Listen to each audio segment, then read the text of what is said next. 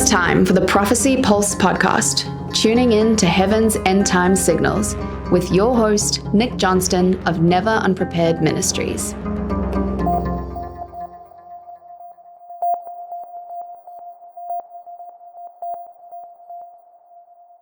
And now we come to the Whispering Angel, his first appearance. There are three whispering angels that come through. And he lists them all at once, all in a row, just like he does everything else. You know, he's got the 7 trumpets he lists, and these 3 angels. And why are they called whispering? Well, I call them whispering because he doesn't call it whispering there. I think that no matter where you are in the world or in your house or in a basement or in a mine, working in a gold mine, whatever, you're going to hear them in your head. So in your language that you understand. In the pictures you see, the apocryphal pictures of these angels, you'll see them flying and shouting, right? But I don't think it's going to be, did I hear that right? That angel just flew over and shouted something. I think it's going to be completely customized to us. It'll be in our heads. A still small voice. It'll be a voice in our heads. Okay. And it'll be proclaiming the gospel. Now, how much of the gospel, I don't know, but it'll be critical elements at least, and probably some prophecy. Because Matthew and Mark and Luke all have prophecy. But it's also going to be tailored to your level of understanding, to your language. So I think shouting from, just having an angel flying over and shouting is probably not what's envisioned here. It's going to be, I call it a whispering angel because it's going to be a little voice in your head. And I think during this time you're not going to see the angel. This is not until the abomination of desolation occurs does the unseen world become seen. So this is still before that happens, and so I think you're gonna hear an angel talk, and you're gonna doubt yourself. A lot of people are gonna doubt themselves, and the Antichrist is going to have a system in place, to disseminate information as part of his recovery of whatever disaster they're recovering from. And he's going to say, or his people and his false prophet are going to say, don't mind what was said there. That's just, it's a demon trying to get to you or something like that. They're going to try to shake it out of you. And people are going to be talking the next day like, did you hear this?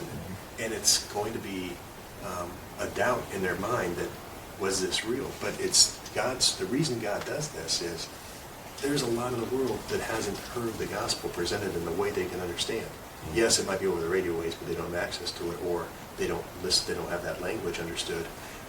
But this is his way of getting the word out before everything hits the fan, so that everybody has a fair chance that, okay, I understand now, I've heard the gospel.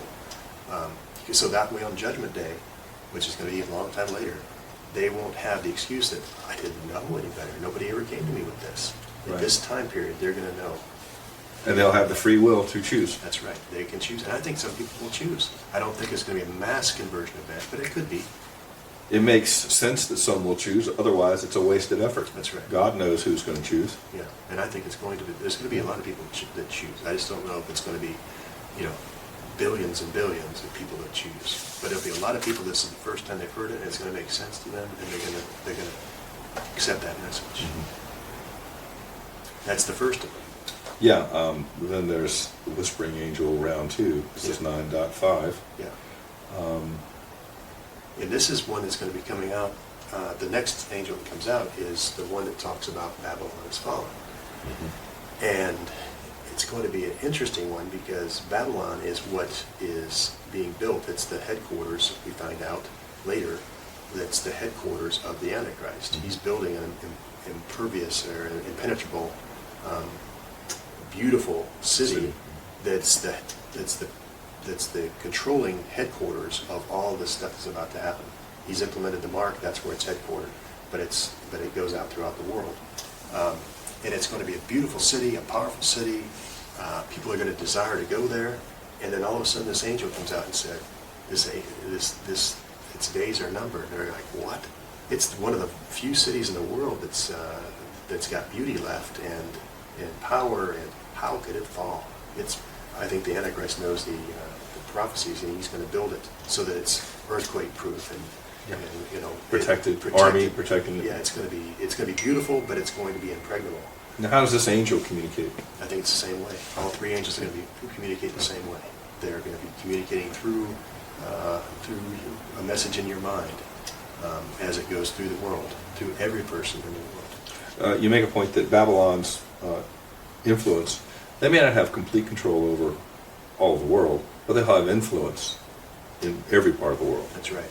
They don't necessarily control the governments, but they control the economy. And that is, if you control the economy, you really pull the strings for the government. So they'll be independent nations still, although the goal of the Antichrist is to get the whole world under his control. He starts with the economy. They may be, at the end we see, there's some people that, there's some countries that either rejected it after they bought in or never bought in, because they start coming against him when he gets his 200 million people assembled, his troops assembled, and he hears bad tidings from a distance that are heading his way. So there are some people that don't ever completely buy into this. Yeah. And I'm hoping that we are one of those big countries. But if I'm around, I won't be buying into it. But our leaders is what we have to worry Yes. about, and that's where elections become very critical. You talk about, in this section, again, about followers must take the mark. And the Grand Caliph doesn't have the desires of a normal billionaire or dictator. He's not after money. He's been consolidating power and everything he needs for his next step. What he needs now is for as many people as possible to reject Jesus as their Savior. That's right. That's when you know that these guys, their motives are not altruistic. They are, their goal is to get rid of Christianity and Judaism. And he's got, most people that want power and authority and money and wealth and all that stuff that comes with it. That's kind of the people that are the type A that want to be leaders, and leaders of the country. You would think he would be, but he has no interest in money. He's giving it away. He's sharing it. He's the early adopters. Building his empire. That's right. The early adopters who sign up for this, he's sharing the wealth he's getting from these other countries with them, and they're becoming rich. And he's got no interest in women. He doesn't have the usual interests because he's got a focused goal, and that is total world domination. And he wants to be worshipped. That brings us to 9.6. Those troublesome Jews and their inhumane animal sacrifices. That's right. So he's going to exploit. The Jewish temple is built. The Jews begin sacrificing again. And I think this is when they're first going to be, the world's first going to know about this, is when they are, the news starts covering that there's a temple.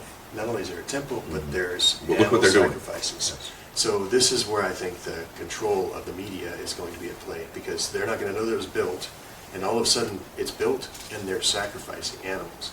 And he's going to, and one of the things they sacrifice at times are goats and bulls and birds, and people are going to be like, what? They're doing this to This animals? is abhorrent. This Yes. is abhorrent. And he's going to exploit that. And that brings us to chapter 10, which is the archangel Michael. He is protecting Jerusalem. He is protecting Israel. That's right. Until he isn't. That's right. Let's talk about that. The archangel Michael. We were told about in our Bible 2 archangels, Michael and Gabriel. And I think it's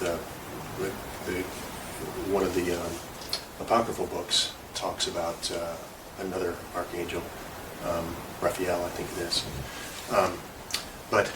But Michael is the one who protects Israel. He is their protector. And there's a lot of discussion and debate about what the restrainer is. There is something restraining the Antichrist from doing what he really wants to do. And until the restrainer is removed, the Antichrist can't do his full scope of what he wants to do. His big reveal. Yes. And so the Michael is traditionally the protector of Israel.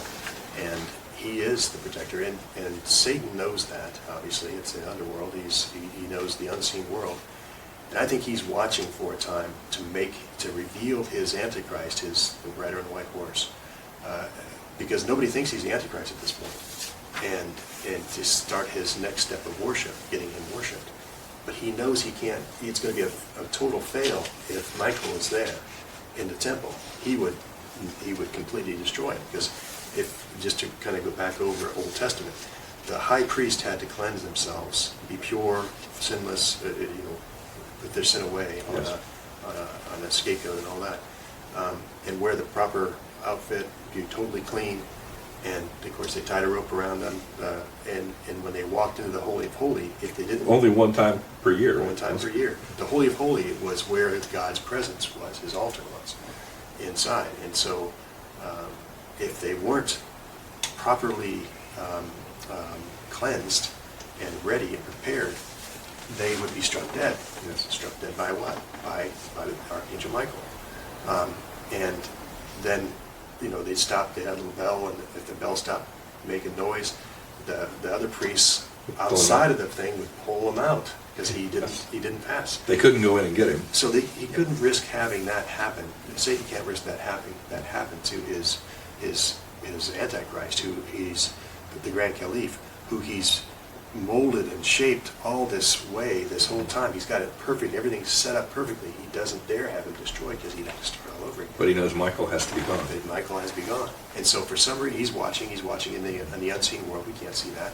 And for some reason, Michael leaves one day, leaves the temple, and it's the time that Satan says, okay, now I'll go in. And he goes in with a entourage. The Grand Caliph goes in with an entourage to say, we're going to stop these totally inhumane sacrifices. He's going to have a camera crew of some type, and he's going to go in, and the high priests, or the priests alone, are going to say, you can't go in there. This is not. And he's like, stay back. Don't you guys stay back. I'll go in. I'll take this risk. But he knows there's no risk, because Michael's gone. Michael is risen to heaven. He didn't know he went to heaven, but he knew he was gone. And so he goes in and does the impossible, and doesn't get destroyed for it. And that's the big event that Satan had been planning for. That's right. That's a watershed moment. Yes. That's Daniel 9:27 says, in the midst of this covenant, the 7-year covenant, which is the 3.5-year point, which is the midst, that he walks in and does the unthinkable, the abomination of desolation, and sets himself up to be God. And that's when the world is going to know that, okay, when the world that knows the prophecies are going to know, oh, this guy was a great guy, but this means he's the Antichrist. Some people are going to know it. A lot of people aren't going to know the prophecies, but some people will. But that starts a whole series of things. 14, I think I counted 14 things that I could see happen instantly after that happens. So the first 3.5 years, just to summarize, things have been going pretty well. He's losing a little bit of his white coloring, because he's doing some wars behind the scenes and trying to lie about it, stealing from some countries and giving to others. Building up his followers. Building up his followers and destroying those that aren't so eager to follow him. But he's doing that in secret, because the media is not covering all that. So that's the red showing more and more, the red horse. And he's feeding people, some people just barely, and some people very well, because they've bought into his system as early adopters. They're worshiping him. And now this point, at the 3.5-year point, the mask is off. He is the Antichrist, and he starts forcing everything at this point. Up to this point, he's been trying to convince people to bring in a coalition, to start this one world religion. And that 3.5-year point, everything changes. And it so much changes that at that point we have a name for that last period of time. And it's called the time of Jacob's trouble, or the Great Tribulation. Mm-hmm. That's when things really get bad, and this trumpets and bowls start going off and all that. So, yeah.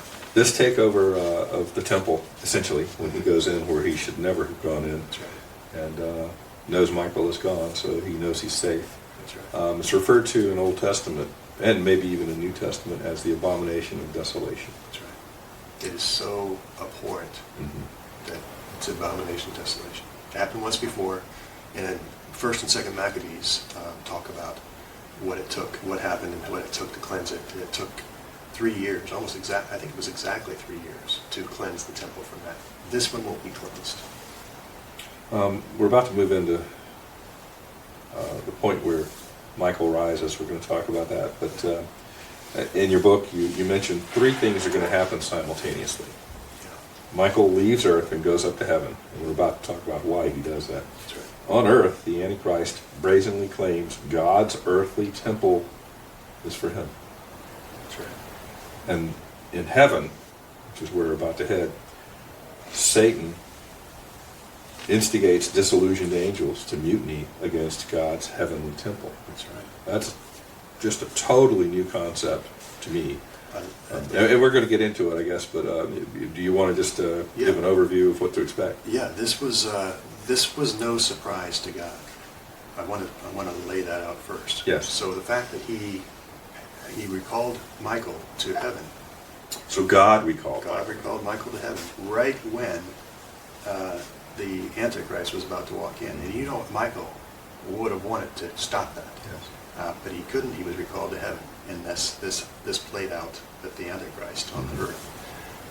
But in heaven, the reason he recalled him was he knew that at the same time the Antichrist was ushered into the Holy of Holies by Satan, Satan went up to heaven because Satan, people don't, let me just back up here. Most people, if you ask them, they think that 1/3 of the angels have been kicked out of heaven already. Yes. Where are we told that? It's in Revelation. That's where we're told this story, this account. Revelation is the future. And until I understood that, this is one of those aha moments. It's like, how is this able to happen? But it says Satan is we're shown in Job that Satan goes to heaven and he appears in front of God. And God says, "Where have you been?" Where he's been. He walking tells to what and he does. fro. That's right. And then he said, and so we're told in Revelation that he is the accuser of our brethren. And we see in Job that he was the accuser of our brethren because he said, "You considered my servant Job." And Satan flippantly says, "Well, he only likes you because you put a hedge around him and blessed him with everything. Take that away and he will curse you," essentially. And that's how he accuses us, right? He called God a liar right there, and God had to give him power to prove that Job was good. He let him try to prove it he was bad, but he ended up proving God's point that he was good. So he does have access to heaven. He is the accuser of our brethren, and it says day and night. He's up there all the time, Yes. as often as he wants, and he's accusing us of sins that we should not be allowed to live for, continue living for, or be saved for. But he's also up there with the other angels. And remember, he was the highest of angels. It tells us in Ezekiel, let's say it's like 28, where he's talking about the king of Sidon, the king of Tyre and Sidon. But then he transitions into, you were among the highest of angels. You walked among the fire of God. You had the gems that of heaven. It was only 9 gems. The high priest wears 12, and there's 12 gems, 12 different colored gems on the base of the New Jerusalem. But he only had 9 of them. So he was the highest, but not quite as high. But iniquity was found in him. He wanted to go even higher than that. He wanted to be God. So the angels still have a great deal of respect for him, and angels don't die. So they remember him when he was at his highest pinnacle point, and probably has some credibility with them. And plus, he's presumably been going back and forth. Going back and forth every day. Even now. Yeah, even now. Yeah. Even this very moment, he's Yes. back and forth to heaven. That's so hard to understand. Yeah. But he also is a great deceiver. That's his number one skill. He's the great deceiver. So he's getting up. I picture this as he's coming along. He checks what the response is of the angel, a particular angel, is to him, and if he seems like he's nice to him, he's going to talk to that angel and tell him about how bad things are, that God has put these watcher angels in chains down in hell. That's the ones that Jesus visited when he went to Sheol. He's put them in chains, have been chained for thousands of years. Is that really fair for what little bit they did compared to what these humans are doing? Remember, he's accuser of the brethren. And he's going to get one at a time. He's going to get some on his side. He's going to think he's got a lot on his side when he starts this revolution. So at the moment the abomination of desolation occurs on earth, he's in heaven making some kind of sign, signal, whatever, to all these angels. Now's the time. Now's the time. Stand up and revolt. But Michael's there. But Michael's there with his angels ready. Yeah. And they don't know who's going to revolt until the revolt that's right. happens. So this is the situation of the wheat and the tares. He has to wait. He and his angels, his stalwart angels that are with him, are waiting until those who are secretly on Satan's side stand up and start fighting. That's the tares popping their heads up, and now he knows who to fight. And Satan fought back. That tells us that Michael was ready, and Satan thought he was going to be on the offense. He ended up right away being on the defense, fighting back, and 1/3 of the angels fought against the other angels and were kicked out and lost their place. We're speaking past tense. This is not future This tense. is the future tense. This is the future. That's right. This is the future. This is Revelation. This is the future. And once I found out that happened at the same time as what was going on earth, he was going against. So on earth, the Antichrist is going against God's earthly temple, and in heaven, he's going against God's heavenly temple. It's a two-pronged. It's a two-pronged attack, and he wins this one down here. But he doesn't win this one, thank the Lord. He's kicked out, and not only is he kicked out, he's forced out. He can never come back again. At that point, from that point on, he has lost his place in heaven, his access to go back and forth in heaven. And it says in Revelation, heaven and earth is going to be happy for that.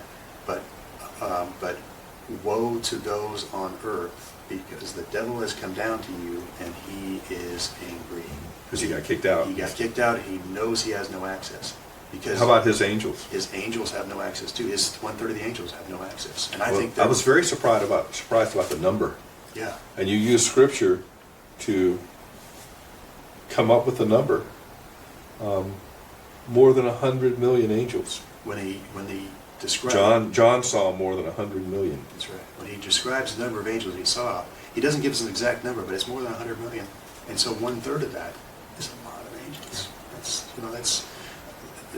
And what does he do with those angels? They can't be coming back here on earth because they would wreak havoc, just like the Watcher angels wreaked havoc when they went out of control. So I think they're going right to be chained up because they have to be controlled. So they're not just loose here. The only ones we know that are loose here, that eventually become loose here, is when the 4 angels under the Euphrates that have been chained are released on the 6th trumpet, along with the 200 million horsemen. So I think, that's, to me, that is a super revelation that is hard to see. But once you see it, then you read all the prophecies old and new about it, and it's like, yes, this does happen at the same time. And that's something that I've never read anywhere, and I call it an aha moment.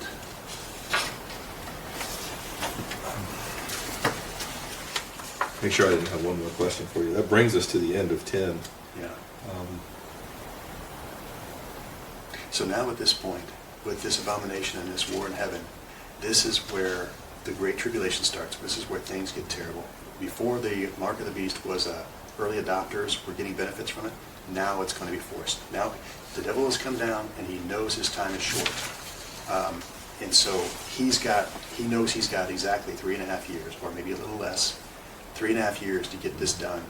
And he is going full force in 3.5 years. This last 3.5 years is going to be a time of Jacob trouble, a time so bad we've never seen it on the earth like this, nor will we ever see again. And think about all the terrible things that have happened on the earth. Just absolutely mind-blowing. Famine and wars. And cruelty and stuff. Yes. That's going to make all that look like child's play. Well, another big difference I think we're about to see is up to this point, and you mentioned even the angels, the whispering angels, we didn't see them. They were still in the unseen realms. Right. But we're about to see Satan unleash all kinds of attacks, and they are seen. They're supernatural, and they are going to be seen. That's right. This is the gloves are off. Yeah. The facade is off. We're going to see the demons. We're told specifically a couple of them we're going to see. And I think we're going to see everything else that's in the unseen world. Wow. It's going to make it interesting. It's going to make it daunting. Thank you, Nick. I look forward to picking up part 3 Yeah, when we meet next time. yeah, things are gonna get tough, and we need to be ready for it. We Yeah, need we to do. know our scripture. We need That's to know the our big scripture. takeaway. That's right. Know your scripture. Yeah. Know what's coming. And that future, knowing the future the prophecy is just as important as understanding why, being saved. Yes. And Paul, once he gave the message of salvation, he said, okay, this is what's going to happen. We know that from Ephesians, that he's talking to the Ephesians. Pretty quickly after he gave them the message, be ready for this. We should be ready for this. Be ready. And we know with the 7 churches that they're not. Smyrna was the 2nd church. Remember, I couldn't think of Yes. the 2 churches. Sometimes you have to think of something else and come back. That's right. Yeah. So yeah, Smyrna and Philadelphia were the 2 churches that were ready, but the other 5, including the one that John was a member of, Mhm. Ephesus, was not. Amazing. It is amazing.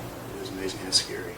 That their churches, they're actually calling themselves churches, actually calling themselves Christians, but they're not ready. So, well, thank you, George. I enjoyed this, and we'll see you the next time. Great. All right.